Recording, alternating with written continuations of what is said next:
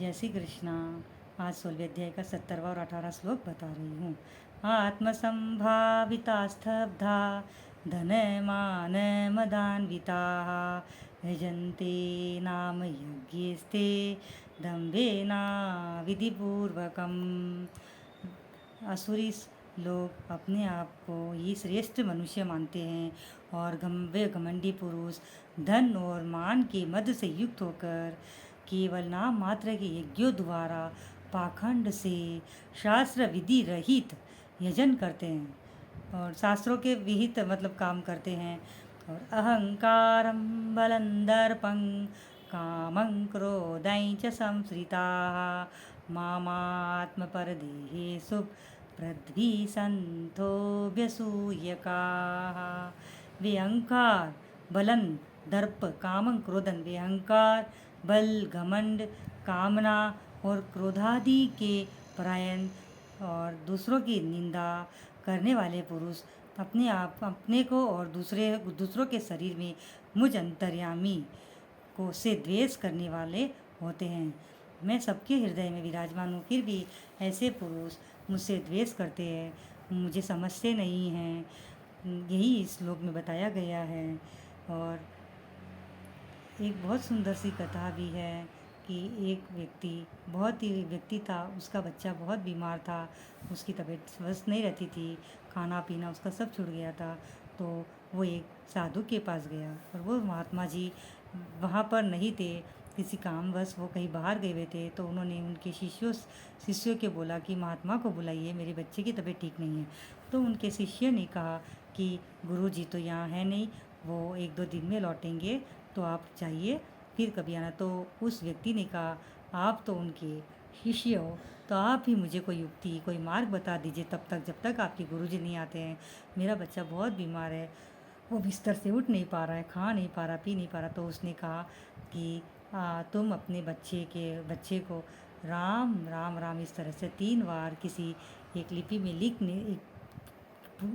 एक पुस्तक में लिख देना और उसके बाद उसको पानी में धो करके अपने पुत्र को पिला देना, तो वह स्वस्थ हो जाएगा। उसने वैसे ही किया तो और उसका पुत्र स्वस्थ हो रहा था। धीरे धीरे वो खाने लग गया, उठने लग गया, पीने लग गया। तो दूसरे ही दिन वह उन आश्रम में गया और गुरुजी के उन चेलों से, वहाँ पे गुरुजी आ चुके थे तब तक। तो गुरुजी के पास वो पहुँचा और कहा, महात्मा जी ने कहा, क्या बात है कि मैं आपके यहाँ आया था, आप नहीं थे, तो आपके शिष्यों ने मुझे उपाय बताया। क्या उपाय बताया? तो बोला उन्होंने मुझे राम नाम लिखने के लिए कहा और उसको पानी में धो करके अपने बच्चे को पिलाने के लिए दिया, तो वो ठीक हो गया। तो उसने कहा, अच्छा ठीक है, तुम अब जाओ, अब सब ठीक है। वो अपने शिष्यों को बुलाए, बोला तुमने ये क्या किया है? बोला मैंने तो कुछ नहीं किया कि गुरु को क्रोध आ गया और उन्हें उसी से कहा, एक एक चमकता हुआ ऐसा पात्र दिया और कहा कि तुम इसका मोल करके आओ, मगर इसे बेचना नहीं है, सबके पास जाओ। तो वह जाता रहा, सब्जी वाले के पास गया कि इसका क्या मोल देगी। तो वो चमकता हुआ पत्थर दे के उसने कहा कि मैं इसके बदले में तुमको सब्जी दे दूँगी 10 रुपये की। तो वो बोला मुझे नहीं चाहिए और आगे चलता गया। तो वह सुनीत के पास गया, उससे पूछा तो उसने कहा मैं इसका आपको 1000 रुपया दूँगी। और सुनार के पास गया तो उसने कहा मैं आपको 10,000 दूँगा। और जो हीरे के जौहरी के पास गया तो उसने कहा कि मैं इसका आपको 10,000 दे दूँगा। इस तरह से वो बोला नहीं मुझे नहीं चाहिए।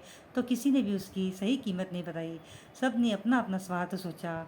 सोना ने सोचा इसके टुकड़े टुकड़े करके मैं अपने सोने के आभूषण में उसको जड़ दूँगा तो सुंदर लगेंगे। हीरे के जौहरी ने भी ऐसे ही सोचा। सब्जी वाले ने सोचा कि मैं इसको अपने कांटे में उसको तोल करके सब्जियां बेच दूँगी। सब ने अपने अपने स्वार्थ के अनुसार उसको दिया। तो अंत में राजा के पास गया और राजा से बोला कि महाराज इसकी आप क्या कीमत दोगे? तो राजा ने उसको देखा तो उसे सब समझ में आ गया वो किसका चेला है, उसका गुरु कौन है। तो उसने कहा मैं तुम्हें इसके बदले में मेरा सारा राज्य पाट सब कुछ सारा खजाना दे दूँगा, तो तुम दो। तो वह शिष्य बोला नहीं मैं इसे नहीं दे सकता। वो उसे लेके तुरंत गुरु जी के पास आ गए। वह सोच में पड़ गया कि कहाँ तो कोई 10 रुपये दे रहा था, कोई 500, कोई 1000, कोई 10,000, लेकिन ये राजा तो पूरा राजपाट देने को तैयार हो गया। ऐसा क्या है इसमें जो, तो इतनी सी चीज़ है। तो गुरु जी को पूछा, गुरु जी ऐसा क्या हुआ? उनने सब की वृतांत उसको सुनाई, किसने ये बोला, उसने बोला। तो गुरु जी ने कहा तुम्हें अभी भी नहीं समझ में आया मैं उस क्या तुझे सिखाना चाहता था? बोले नहीं मुझे नहीं समझ में आया। तो कहा ये देख, ये एक लोहे का एक टुकड़ा लेके आओ। तो उसने लोहे के टुकड़े को लाया, उस उस पत्थर जो चमकीला पत्थर था उसको उस पे ठोका तो वो सोने का हो गया। तो उसने कहा ये क्या, ये पारसमणि है। तो उन्होंने कहा ओहो, तो मतलब राजा को सारा राजपाट भी दे देंगे तो भी ये पारसमणि ऐसी चीज़ है कि किसी को भी छुएंगे तो वो सोना ही होने वाली है। तो वो गुरु ने कहा ठीक उसी प्रकार भगवान का नाम है, राम राम है, राम नाम में इतनी शक्ति है कि तुमने उसको 3 बार लिखने के लिए कहा और राम अपने प्रभु को तुमने कष्ट दिया। जो चीज़ छोटी मोटी रहती है दवाइयों से भी काम आ जाती है, तुमने प्रभु को कष्ट दिया। राम नाम में इतनी ताकत है कि आप लोगे तो तारन तरने वाला हो जाता है। अंत समय में अगर कोई एक बार भी राम नाम बोल दिया तो उसकी तो मुक्ति निश्चित है। उस वो खुद तो तरेगा, साथ में कुल का भी उद्धार ही होता है। तो यही वो बताना चाहते थे कि जिस तरह से पारसमणि सबको स्वर्णमयी सब कुछ अच्छा करती है, उसी तरह प्रभु का नाम हरि स्मरण करने से हमारा यह जन्म भी सुधरता है और अगला जन्म भी सुधरेगा। तो इसीलिए कहते हैं कलयुग केवल नाम आधारम। राम राम राम राम, कृष्ण कृष्ण कृष्ण कृष्ण, हरे कृष्ण कृष्ण कृष्ण हरे हरे, हरे राम राम राम हरे हरे। निरंतर हरि का स्मरण करते रहो, मुख से नाम हाथ से काम करते रहो, नाम जपते चलो काम करते रहो, कृष्ण गोविंद गोपाल गाते चलो। इसी तरह प्रभु का नाम हमें निरंतर लेते रहना चाहिए। यही इस कथा में बताया है। और तब तक के लिए आगे का वीडियो मैं आपको बहुत जल्दी भेजूंगी। जिस किसी ने सब्सक्राइब नहीं किया तो प्लीज़ सब्सक्राइब करें, लाइक करें। जय श्री कृष्णा, राधे राधे।